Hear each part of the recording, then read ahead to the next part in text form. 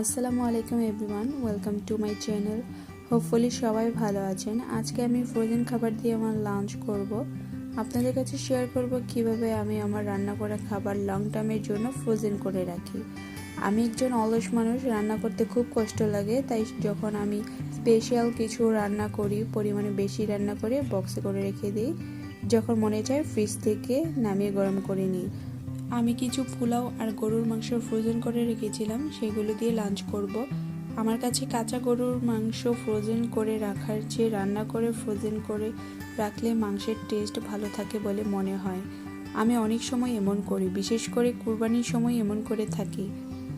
আমরা যখন রাতের খাবার শেষ করে ভাত তরকারি রাখি, তখন অনেকেই পাতিল কড়াই ফ্রিজে ঢুকিয়ে রাখে, যা একদমই ঠিক না।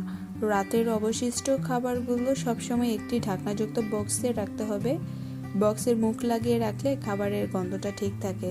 খোলা রাখলে অনেক সময় তরকারি থেকে ভালো স্মেল আসে না। ভাত খোলা রাখলে ভাত শক্ত হয়ে যায়, যা পরে খেতে ভালো লাগে না। রান্না করা খাবার যদি ডিপ ফ্রিজে ফ্রোজেন করে রাখা হয়, তাহলে খাবার যখন গরম করা হবে তার আধা ঘন্টা আগে নামিয়ে রাখলেই হবে।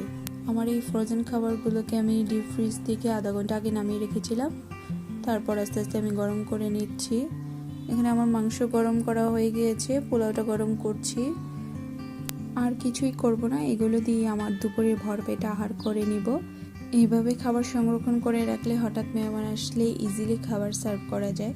কারণ অনেক সময় আমাদের ঘরে মানুষ থাকে না যে বাজার করবে, বা অনেক সময় খাবার থাকে না ফ্রিজে যে রান্না করে মেহমানদের খাওয়াবো।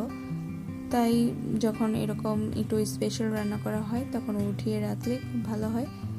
আজকের জন্য এখানেই বিদায় নিচ্ছি। আর আমার ভিডিওগুলো আপনাদের কেমন লাগে অবশ্যই আমাকে জানাবেন। আর আমাকে কোনো কিছু কোয়ারি থাকলে অবশ্যই আমার কমেন্ট সেকশনে কমেন্ট করে জানাবেন। নতুন নতুন ভিডিও নিয়ে আবারও দেখা হবে আপনাদের সাথে। সবাই ভালো থাকবেন। আল্লাহ হাফেজ।